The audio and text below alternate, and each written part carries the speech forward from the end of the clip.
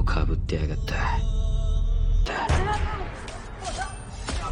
トンデン兵から軍刀を奪い、戸建て戦争で戦った旧幕府軍の新選組鬼。瞬き一つしておらん。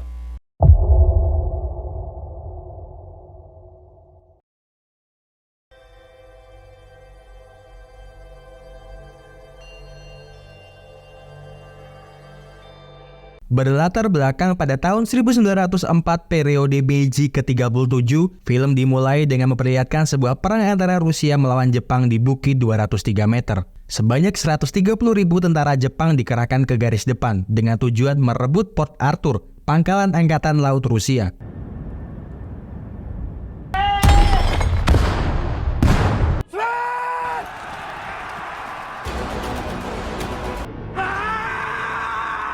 Seorang pria nekat masuk menerobos sendirian kanal perlindungan tentara Rusia untuk menghabisi seluruh tentara Rusia yang berlindung di tempat itu. Dia seakan tak peduli dengan puluhan butir peluru yang mengenai tubuhnya dan juga tusukan bayonet. Dan pria itu bernama Saichi Sugimoto, atau yang biasa dikenal dengan Sugimoto yang abadi. Fujimi no Sugimoto da!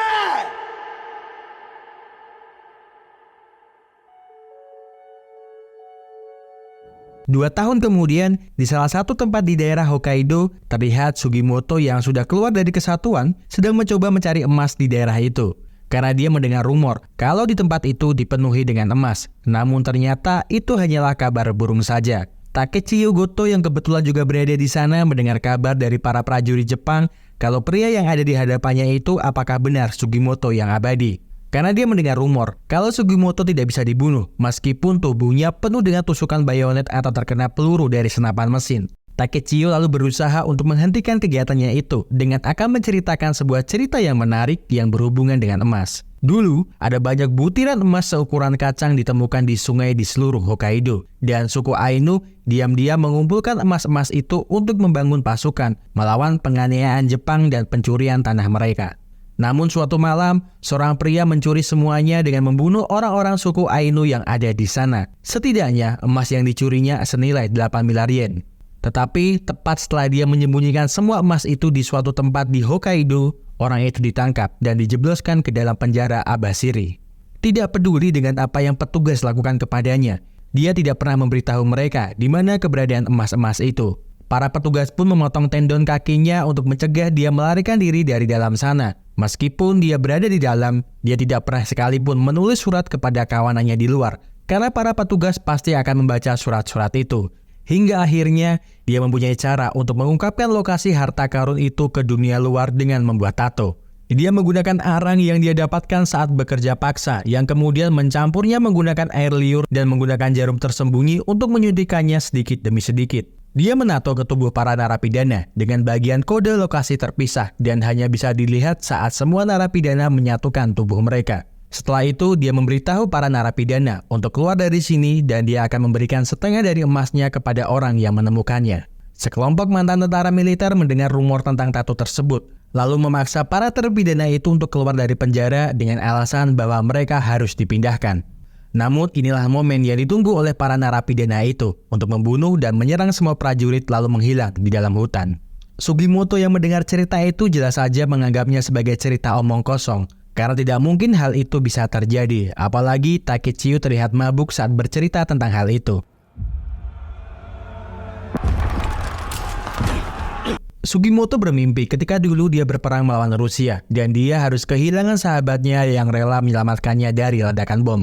Namun ketika dia terbangun, dia terkejut melihat Takechiyo telah menodongnya menggunakan senapan miliknya dan ingin membunuhnya karena Sugimoto terlalu banyak mengetahui cerita itu. Melihat Takechiyo kabur darinya, Sugimoto tersenyum dan malah berpikir kalau cerita itu bukan hanya sekedar cerita bualan.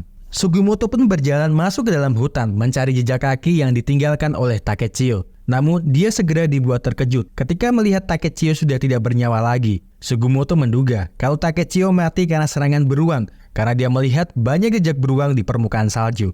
Dia mencoba memeriksa luka-luka di tubuh Takechiyo yang kemudian membuatnya terkejut karena ternyata Takechiyo adalah salah satu narapidana bertato yang telah kabur dari penjara Abashiri. Sugimoto lalu membawa tubuh Takechiyo menjauh dari sana. Namun tiba-tiba seekor beruang besar mencoba untuk menyerangnya.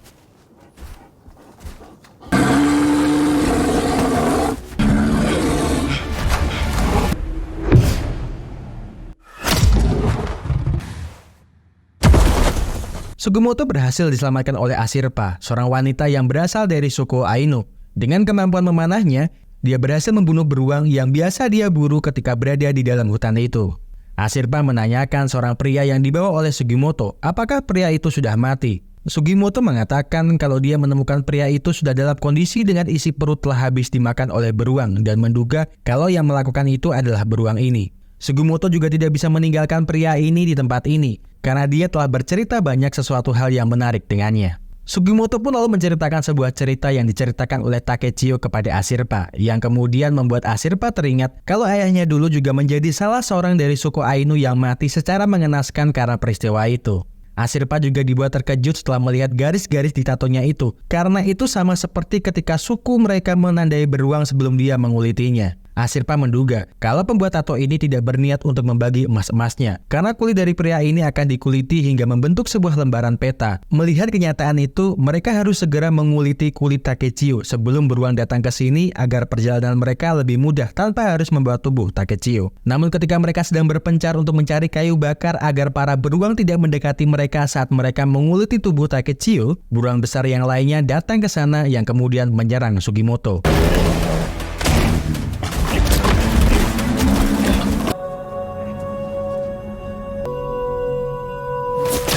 Ashirpa sekali lagi berhasil menyelamatkan Sugimoto dari terkaman beruang itu. Namun mereka juga harus waspada karena beruang itu juga akan bersiap untuk menyerang mereka dari balik semak-semak. Seekor serigala putih yang mempunyai panggilan Retar dan merupakan teman dari Ashirpa datang menerkam sang beruang untuk menyelamatkan mereka. Namun kekuatannya pun tidak sebanding dengan sang beruang, hingga serigala itu hanya berusaha untuk melindungi Ashirpa dari terkamannya. Sugimoto pun menembak beruang itu, sehingga diyakini menjadi sasaran dari terkaman sang beruang.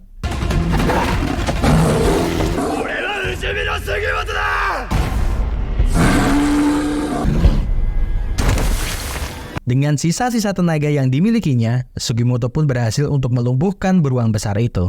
Ashirpa bercerita, 5 tahun yang lalu, ayahnya dan laki-laki lainnya dari suku Ainu ditemukan dalam kondisi tubuh yang sudah dimutilasi oleh seseorang yang berada di penjara Abashiri. Mendengar ceritanya, Sugimoto pun mengajak Ashirpa untuk bekerja sama dengannya untuk menemukan emas itu. Tidak ada yang bisa menghentikan mereka jika mereka bekerja sama. Orang yang membunuh ayahnya masih di dalam penjara, dan dia belum dieksekusi karena emas-emas itu belum ditemukan. Sugimoto akan melakukan semua pekerjaan kotornya, sedangkan Ashirpa bisa memakai segala pengetahuannya bertahan hidup di dalam hutan. Ashirpa pun tertarik dengan itu, namun dia memiliki syarat dengan meminta Sugimoto untuk tidak membunuh manusia lagi. Keesokan harinya, sebelum mereka pergi ke Otaru, terlihat Ashirpa sedang memasang beberapa perangkap untuk menjerat tupai agar mereka bisa memakannya. Sugimoto bercerita kalau para narapidana yang melarikan diri pasti masih berada di Hokkaido. Mereka tidak akan bersembunyi di pegunungan, jadi mereka pergi ke kota besar untuk bertahan hidup. Di Hokkaido, kota besarnya adalah Sapporo, Hakodate, Asahikawa, dan di sini Otaru.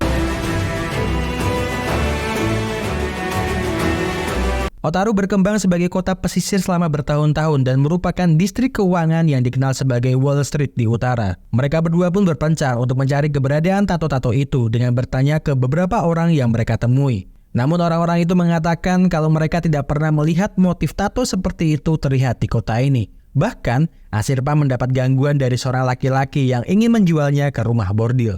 Apalagi terlihat wajah Ashirpa yang masih mulus, tidak seperti suku Ainu lainnya yang telah ditato di wajahnya. Mendapati pelecehan seperti itu jelas saja membuat Ashirpa memukul pria itu yang kemudian diikuti oleh Sugimoto yang juga telah sampai di sana. Sugimoto mulai bertanya kepadanya apakah dia pernah melihat motif tato seperti itu di kota ini. Pria itu mengatakan kalau dia belum pernah melihat tato seperti itu di wilayahnya. Namun beberapa orang juga pernah bertanya kepadanya yang juga mencari keberadaan orang-orang yang memiliki tato seperti itu. Ketika mereka berdua kembali ke dalam pegunungan, mereka berdua diikuti oleh 2 orang yang ingin membunuh Sugimoto dan Ashirpa. Namun mereka berdua terkena jebakan yang telah dipasang Ashirpa karena mereka juga mengetahui kalau mereka sedang diikuti.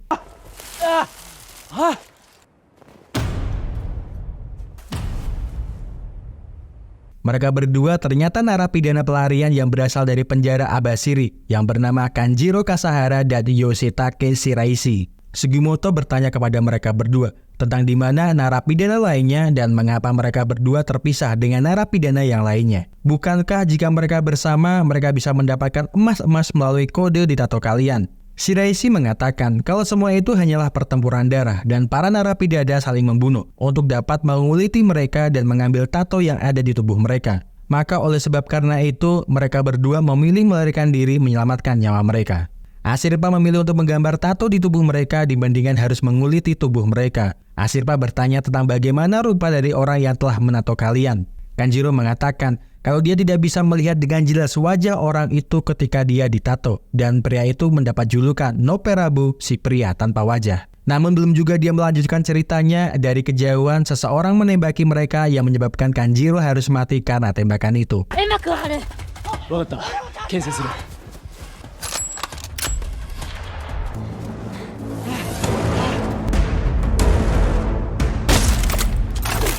Sugimoto berhasil menyergap orang itu, dan ternyata dia adalah bagian dari unit divisi ke-7 Hyakunosuke Ogata, yang merupakan unit terkuat di kemiliteran Jepang. Sugimoto mengatakan kalau dia berasal dari divisi pertama, tapi dia dipecat setelah menyelesaikan masa jabatannya, dan mungkin mereka pernah bertemu di bukit 203 meter saat perang itu. Ogata tidak peduli, meskipun mereka adalah sama-sama tentara dari kemiliteran Jepang, yang kemudian menyerangnya untuk mendapatkan tato yang ada di tubuh pelarian penjara Abashiri.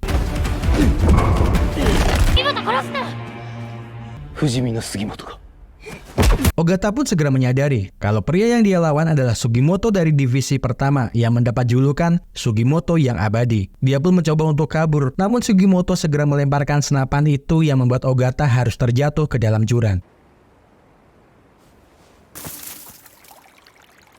Sugimoto mengatakan kepada Ashirpa kalau dia terpaksa melakukan itu karena jika dia lolos, maka unit yang lainnya akan memburu mereka. Meskipun terlihat dengan jelas kalau Ashirpa kecewa kalau janjinya untuk tidak membunuh seseorang telah Sugimoto ingkari.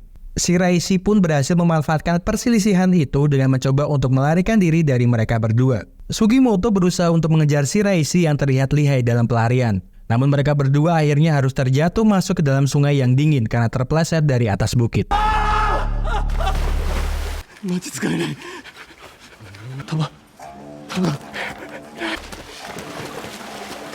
Meskipun Sugimoto abadi dan bisa sembuh dengan cepat dari berbagai senjata, namun nyatanya dia juga mengalami hipotermia karena masuk ke dalam sungai itu. Dia mencoba mencari peluru untuk bisa segera menghidupkan kayu untuk pembakaran dan meminta Shiraishi untuk membantunya mencari peluru yang dia jatuhkan ke dalam sungai. Namun Shiraishi meminta syarat untuk melepaskannya jika dia mau membantunya mencari peluru yang ada di dalam sungai. Sugimoto yang sudah merasa sangat kedinginan pun menyetujui permintaannya. Ya ternyata Shiraishi telah mempunyai sebutir peluru yang dia simpan di mulutnya untuk berjaga-jaga bila suatu saat dia dalam kondisi yang sulit.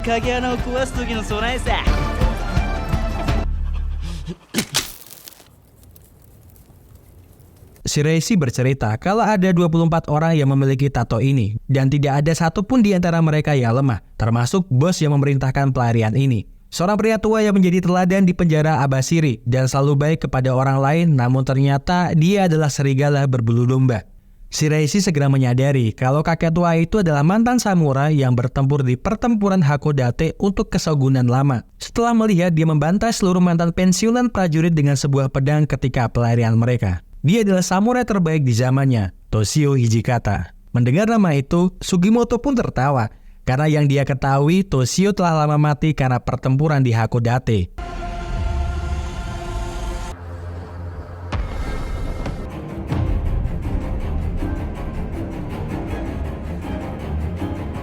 Ushiyama. Dengan ditemani beberapa anak buahnya, Toshio menemui salah satu narapidana pelarian penjara Abashiri bernama Tatsuma Ushiyama. Toshio mengajak Ushiyama untuk bekerja sama dengannya, memburu para pemilik kode tato Noperabu untuk kepentingan mereka bersama-sama. Toshio juga berencana untuk berperang melawan divisi ke-7 Kekaisaran Jepang dengan merekrut orang-orang terbaik. Apalagi Toshio harus mengambil dulu pedang legenda berdarah miliknya yang telah disimpan Kekaisaran Jepang di suatu tempat. Jika dia mempunyai pedang itu, tidak akan ada orang yang bisa mengalahkannya. Sebelum Shiraishi pergi, dia berpesan kepada mereka berdua untuk segera meninggalkan Hokkaido dan melupakan emas itu. Apalagi dia mendengar kalau divisi ke-7 juga terlibat dengan semua ini. Mereka berencana untuk mengupas kulit dari semua narapidana yang ditangkap. Shiraishi lebih suka untuk hidup menyendiri karena dia mempunyai panggilan sang raja pelarian. Jadi jangan pernah untuk mengkhawatirkan dia karena dia mempunyai 1000 cara untuk tidak tertangkap oleh mereka. Sugimoto akhirnya menikmati masakan buatan Ashirpa dengan menggunakan bahan dari daging tupai. Ini adalah sup yang sering suku Ainu masak yang dibuat dengan semua darah dan tulang tupai sehingga menghasilkan rasa yang sangat enak. Sugimoto pun tak menyangka kalau daging tupai ini terasa sangat lezat, apalagi kalau dia menambahkannya dengan miso yang dianggap Ashirpa adalah kotoran, hingga membuat Ashirpa sangat jijik ketika melihat Sugimoto memakan makanan khas Jepang itu. Saat menyisir daerah perbukitan di Hokkaido, Letnan Divisi 7 Tokoshiro Tsurumi menemukan keberadaan Ogata yang terluka parah karena jatuh dari jurang setelah perkelahiannya dengan Sugimoto. Dia menanyakan tentang siapakah yang telah melakukan ini kepadanya, yang kemudian memberikan petunjuk kepada kaptennya kalau yang melakukan ini semua padanya adalah Sugimoto yang kekal. Ashirpa menunjukkan pada Sugimoto sebuah sarang tempat di mana beruang coklat berhibernasi. Ada pepatah di suku Ainu mengatakan kalau beruang coklat tidak akan membunuh manusia yang memasuki sarangnya. Tapi benar atau tidaknya, Ashirpa belum pernah membuktikan itu. Tiba-tiba dari kejauhan, Sugimoto melihat pantulan kaca dari sebuah teropong yang mengawasi mereka. Dia lalu meminta Ashirpa untuk segera pergi dari sana karena Sugimoto menduga kalau mereka adalah unit divisi ke-7 yang sedang memburu mereka.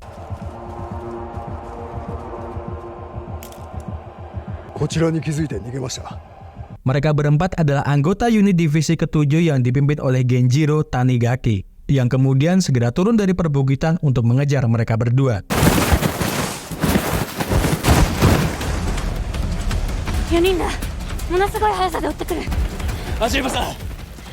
Sesampainya di dalam hutan, Sugimoto meminta Ashirpa untuk berpencar dengannya. Jika mereka menangkapmu, jangan lawan mereka. Serahkan saja ini dan berpura-puralah dia tidak tahu apa-apa. Para anggota unit divisi 7 yang mengetahui kalau mereka berdua berpencar, membagi kelompok menjadi 2. Tanigaki akan mengurus wanita itu, sementara 3 yang lainnya akan mengejar laki-laki itu.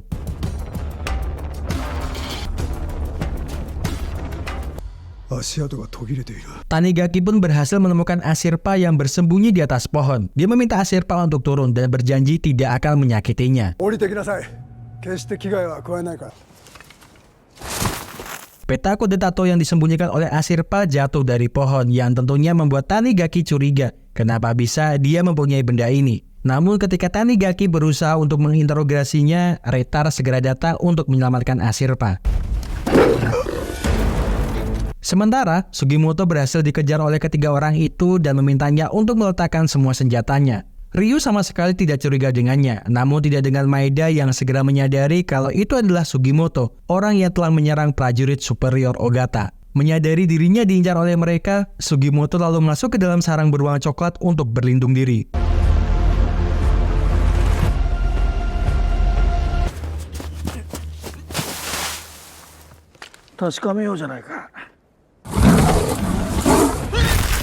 Beruang itu pun keluar dari sarangnya, yang kemudian menyerang mereka bertiga dan membunuh mereka. Namun beruang itu pun juga harus mati setelah terkena tembakan dari Ryu. Ashirpa meminta Retar untuk menghentikan serangannya dan mengucapkan terima kasih karena telah datang untuk menolongnya. Ashirpa yang melihat Sugimoto telah sampai di tempatnya, lalu meminta Tanigaki untuk tetap diam di sana. Karena kalau Sugimoto sampai melihatnya, pasti dia akan membunuhmu. Sugimoto mengatakan kalau pepatah dari suku Ainu benar adanya. Dia tadi masuk ke dalam sarang beruang coklat dan ternyata semua baik-baik saja. Ashirpa lalu mengajak Sugimoto untuk pergi menuju desanya beristirahat sebelum mereka melanjutkan perjalanan mereka. Sampailah mereka berdua di desa Kotan, sebuah pemukiman di tepi sungai besar di mana berisi sedikit rumah yang disebut Cis yang dipimpin oleh seorang kepala desa.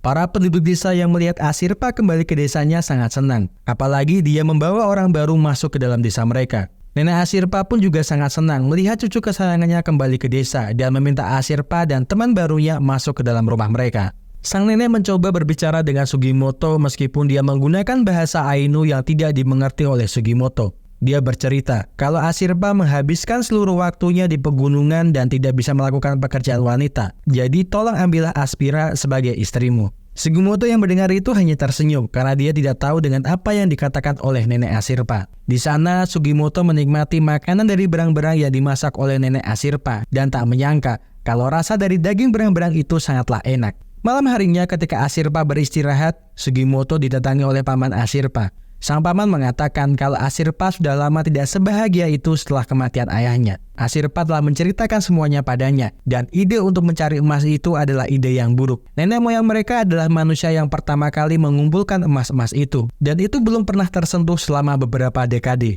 Emas itu telah dikutuk, dan oleh sebab itu kau tak harus memburunya. Serigala putih yang selalu mengikutinya adalah seekor serigala yang dulu diselamatkan Ashirpa dan ayahnya dari serangan beruang coklat. Mereka lalu menamainya Retar, yang artinya putih. Dan semenjak itu, Ashirpa terus berjalan di pegunungan bersama Retar, bahkan setelah ayahnya dibunuh. Sugimoto yang melihat kalau semua penduduk desa sangat peduli dan mencintai Ashirpa, memilih untuk menuntaskan misinya sendirian, meninggalkan Ashirpa di desa yang sangat mencintainya.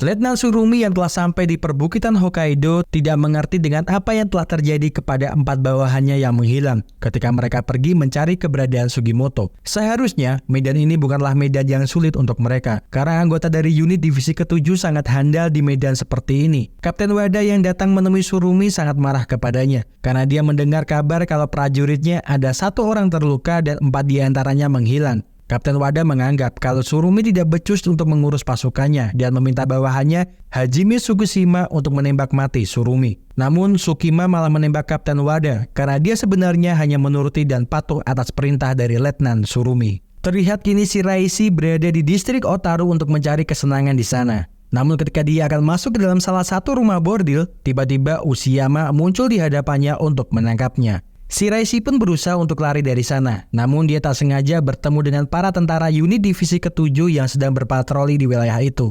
Shiraishi mencoba untuk meminta bantuan kepada mereka dan mengatakan kalau ada seorang pria bertato aneh sedang mengejarnya. Ushiyama yang juga telah sampai di sana lalu menyerang para tentara itu dan berusaha untuk menangkap Shiraishi.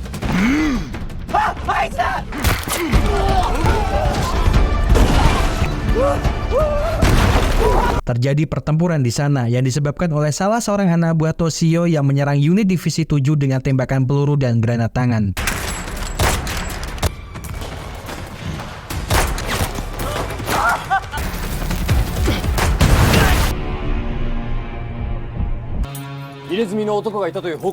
Letnan Tsurumi meminta bawahannya untuk mengumpulkan seluruh prajurit setelah dia mendapat laporan tentang adanya seorang pria bertato di tempat itu. Namun setelah Letnan Tsurumi memeriksa orang tersebut, ternyata tidak ditemukan tato yang tergambar di tubuh orang itu. Letnan Tsurumi menduga kalau keributan ini hanyalah pengalihan, karena sasaran sebenarnya dari orang-orang itu adalah bank. Letnan Tsurumi pun segera menuju ke bank untuk memeriksa berangkas di dalam bank itu dan melihat apa saja yang telah hilang dari sana. Penjaga bank itu mengatakan kalau banyak uang tunai, permata, beberapa surat obligasi, lukisan, dan sebuah pedang hilang dari tempat itu. Sebuah pedang legendaris bernama Izumi no Kami Kanesada. Ternyata dalang dari semua rencana perampokan itu telah diatur oleh Toshio yang memang sudah sangat lama menginginkan pedangnya kembali. Ketika Sugimoto sedang makan di kedai ramen, 2 anggota unit divisi ke-7, Yohei Nikaido dan Kohei Nikaido mencoba menyergapnya. Namun Sugimoto melakukan perlawanan dengan menyerang mereka berdua dan beberapa unit anggota lainnya di luar kedai ramen itu. Tetapi karena jumlah mereka yang banyak dan semua membawa persenjataan lengkap, Sugimoto pun harus terkapar jatuh oleh mereka. Letnan Tsurumi yang telah sampai di sana lalu membawa Sugimoto pergi menuju markas divisi ke-7. Di tempat itu, Tsurumi bertanya, apakah dia adalah Sugimoto yang abadi? Karena dia pernah melihatnya bertarung seperti iblis ketika pertempuran di Port Arthur. Tsurumi juga mengetahui kalau dialah yang telah menyerang Ogata dan meminta kulit manusia bertato yang telah dia kumpulkan. Namun, Sugimoto berusaha untuk tetap tenang dan mengelak semua tuduhan yang dialamatkan kepadanya.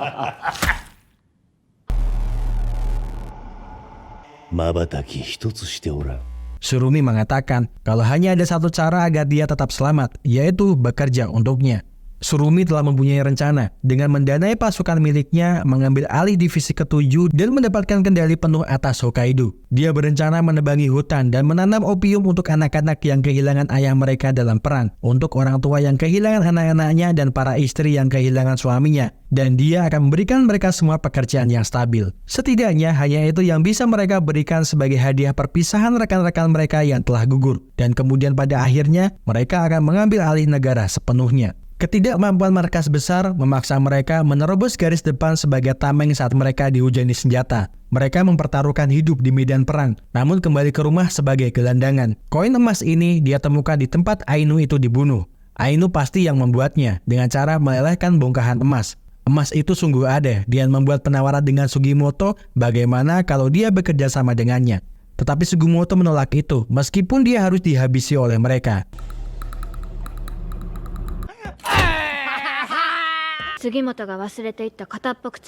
Ashirpa bersama dengan Retar sedang berusaha mencari keberadaan Sugimoto dengan menggunakan bau dari kaos kaki miliknya. Setelah lama mencari, Retar akhirnya menemukan keberadaan pemilik kaos kaki tersebut yang ternyata kaos kaki itu milik Shiraishi. Ternyata saat terakhir mereka bertemu, kaos kaki milik mereka berdua telah tertukar. Ashirpa bertanya di manakah keberadaan Sugimoto. Jika dia tidak segera memberitahunya, maka Retar akan memakanmu. Shiraishi mengatakan kalau divisi ke-7 telah membawa Sugimoto ke markas mereka. Mendengar itu, Ashirpa pun meminta bantuannya. Jika Shiraishi menolak permintaannya, maka racun di panah ini cukup untuk membunuhnya dalam waktu 10 detik.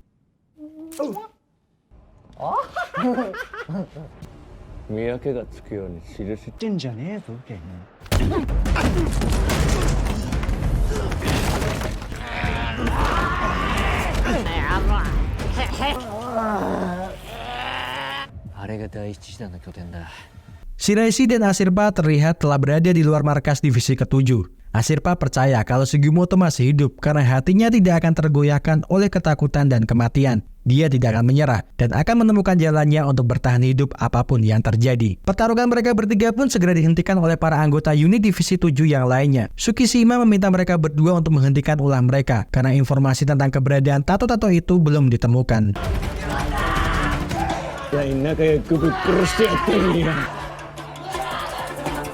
Shiraishi sangat senang setelah melihat kalau Sugimoto masih hidup. Dia bisa saja menyelamatkannya dengan masuk menyelinap melalui jeruji besi itu dan akan berjudi dengan keyakinannya untuk membantu mereka mendapatkan emas-emas itu.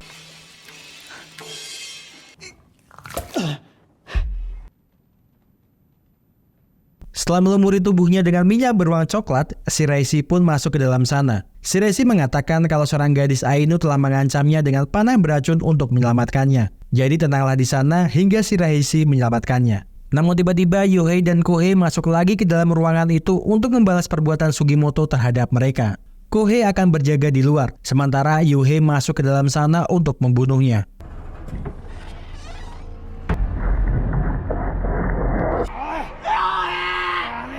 Surumi yang masuk ke dalam sana tak menyangka kalau Sugimoto dalam keadaan kritis setelah melihat usus yang ada di perutnya keluar. Sugimoto meminta pertolongan Surumi untuk menyelamatkan nyawanya dan sebagai gantinya dia akan memberikan kulit tato itu. Mendengar kabar baik itu, Surumi lalu memerintahkan Tsukushima untuk mengantarkannya ke ahli bedah terbaik di kota ini.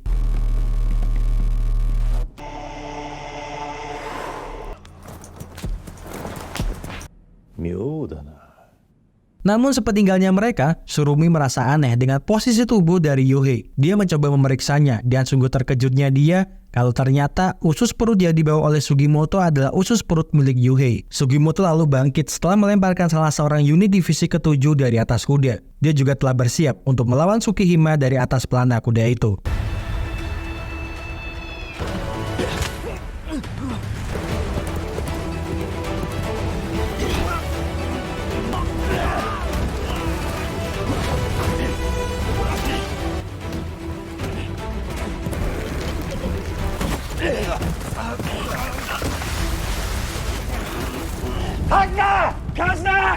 Shiraishi yang masih berada di markas divisi ke-7 sedang menyamar menjadi mereka dan berniat untuk mengambil kulit-kulit tato yang berada di ruangan milik Surumi. Dia membakar markas itu agar konsentrasi dari para prajurit itu fokus dengan api yang menyala di sana.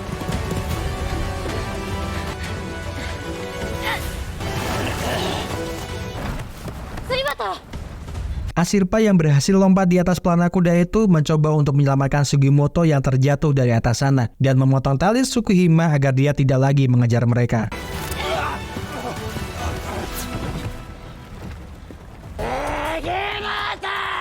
Namun dari belakang, Kohei berhasil mengejar mereka berdua yang berniat untuk membalaskan dendam kematian saudara kembarnya.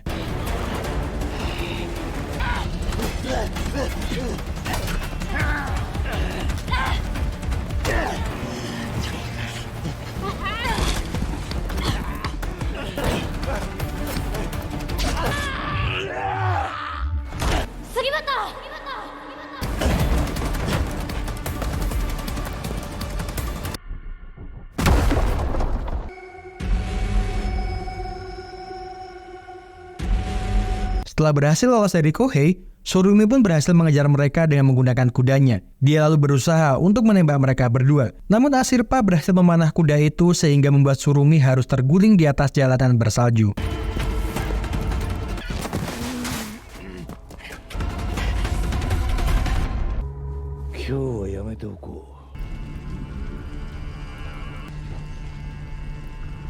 Tsurumi kembali ke markasnya dan mendapatkan informasi kalau markas mereka sengaja dibakar oleh seseorang dan keberadaan kulit-kulit tato itu tidak bisa mereka temukan. Namun Tsurumi meminta anak buahnya untuk tidak khawatir karena dia telah membuat jubah yang berasal dari kulit-kulit itu.